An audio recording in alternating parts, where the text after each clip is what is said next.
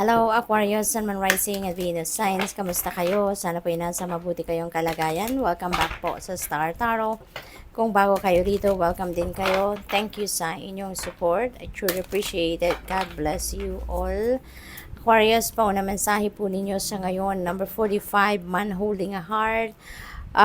Aquarius, kung single kayo at maaaring meron dito kayong makilala, no, na someone new na maaaring may romantic interest ito sa inyo. Baka balak nitong manligaw sa iyo, baka merong pagkakagusto talaga ito sa iyo, at maaring nandiyan siya, no? Mag-o-offer siya ng tulong sa iyo, willing siya na to be by your side, willing siya na suportahan ka, tulungan ka sa kahit ano man ang inyong kailangan, no? Lalo-lalo na sa mga personal affairs, maaring lagi siyang willing sa iyo na umagapay, no? Tumulong sa iyo. At saka ano rin ito, Aquarius, maaari din para sa iba sa inyo, baka dati nyo na tong kakilala, baka kaibigan ninyo ito, no? At maaring ngayon merong magpo-profess ng kanyang romantic interest, ng kanyang pag-ibig, no? Mag-offer ng pag-ibig sa iyo. What else? We have number 53, Magician in the Mirror. Nasa inyong mga kamay, sa inyo ngayon ang kapangyarihan to manifest whatever it is that you want to manifest.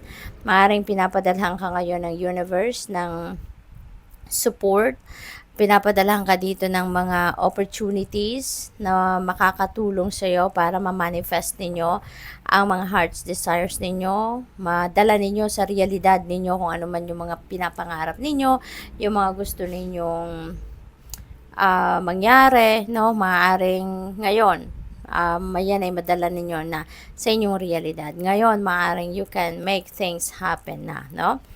What else? We have caring connections. Ayan. So, this could be networking, no? For some of you, this could be networking. Maaring magkakaroon kayo, makakakilala kayo na mas marami pang tao ngayon na maaaring maging kliyente ninyo, maging customer ninyo, maging kaibigan ninyo.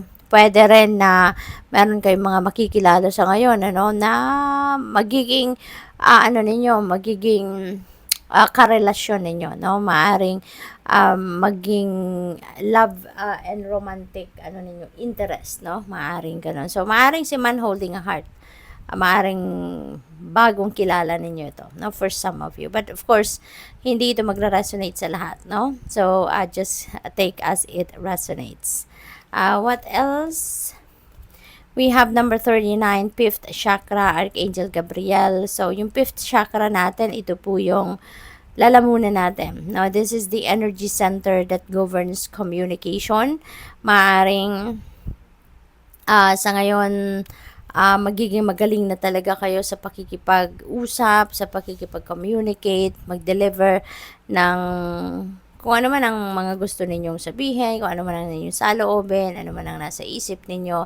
Siguro magaling na kayong magaling na kayo ngayon mag-express ng sarili ninyo. Probably ganun ang ganap.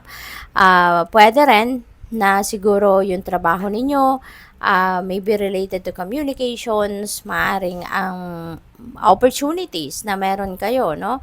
Maaring meron dadating dito na opportunities ng trabaho, ng magiging career ninyo, yung gano'n. That could be related to communications, no? So, maaring gano'n din ang sitwasyon.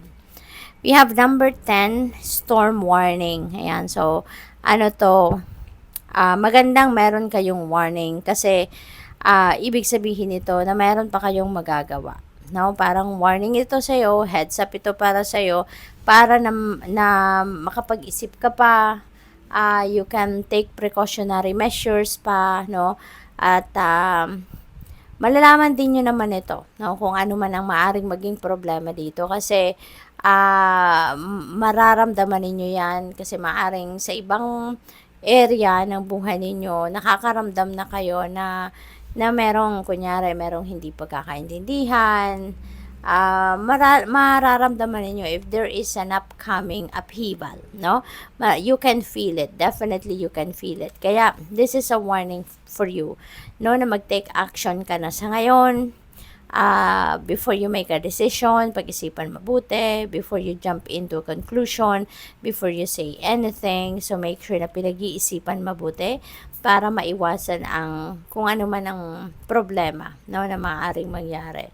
Kasi maaaring merong problema dito sa pakikipag-usap. Maaaring meron dito maging problema sa mga transactions. So, ngayon, habang hindi pa kayo nandoon sa sitwasyon na may pag-uusap na kayong gagawin, at least napag-isipan nyo na, mapapag-isipan nyo na kung anong dapat na approach, mapapag-isipan nyo na kung how you are going to approach that situation, no? Yung ganun. So, heads up ito para sa'yo, para maiwasan, no, na magkaroon ng problema. We have number 16, patience. Ayan, so, be patient, no? Ito yung panawagan sa inyo, practice patience. Kasi, yung mga bagay-bagay, no, maraming bagay na nangyayari sa buhay natin that is beyond our control. Kaya kailangan natin na magpasensya, lalo-lalo na sa ngayon, Aquarius, baka yung hinihintay ninyo hindi pa dumadating, baka yung ina-expect ninyo hindi pa nangyayari. No? So, continue to persevere, continue to listen, and follow what your intuition is telling you. Kasi, yun ang makakapaggabay sa iyo kung ano ang dapat ninyong gawin for the meantime habang kayo'y naghihintay. Kasi baka meron din kailangan pa kayong gawin, hindi pa ninyo nagagawa, and maybe that is the missing piece, di ba? Para mangyari na kung ano man yung ine-expect ninyo. So, learn to be patient. Okay? Learn to be patient. Always remember na good things come to those who wait. Diba? Kaya mas magandang magpasensya tayo at habang nagpa-practice tayo ng patience, ipagpatuloy ninyo ang effort or ang pag-e-effort ninyo sa mga bagay na pinagtatrabahuan ninyo at maaaring may ine-expect kayo dyan, ano, na kung ano man ang gusto ninyong mangyari. So, practice patience at huwag kayong sumuko. Huwag kayong sumuko kung kahit matagal pa. Kasi merong ano, 'di ba? Merong kasabihan na the longer you wait, 'di ba? Mas bongga yung piniprepare. Ibig sabihin nun, mas bongga yung piniprepare ng universe na ibibigay para sa'yo. No? It may not be the exact form, no, na ine-expect ninyo, no, ang dadating, pero ang hinahanda sa inyo ng universe, mas bongga pa doon sa ine-expect ninyo, no? So what else? We have number 19, rest and rejuvenation. You need to rest, no, Aquarius. This is a calling for you to rest and rejuvenate.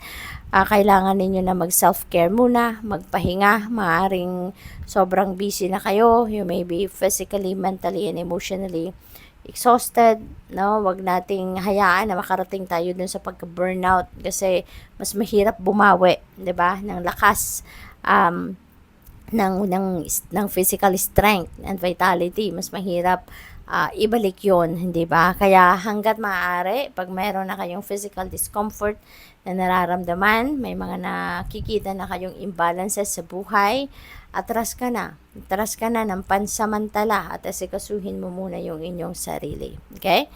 So, what else? We have number 28, victory. Ayan, so napakaganda, napakaswerte ninyo kasi merong tagumpay na naghihintay sa inyo. No? Kung ano man itong pinag-e-effortan ninyo sa ngayon, ano man itong pinagsisikapan, pinagtatrabahuan ninyo, maaaring ito na, dadating na ang inyong ine-expect, no, na victory.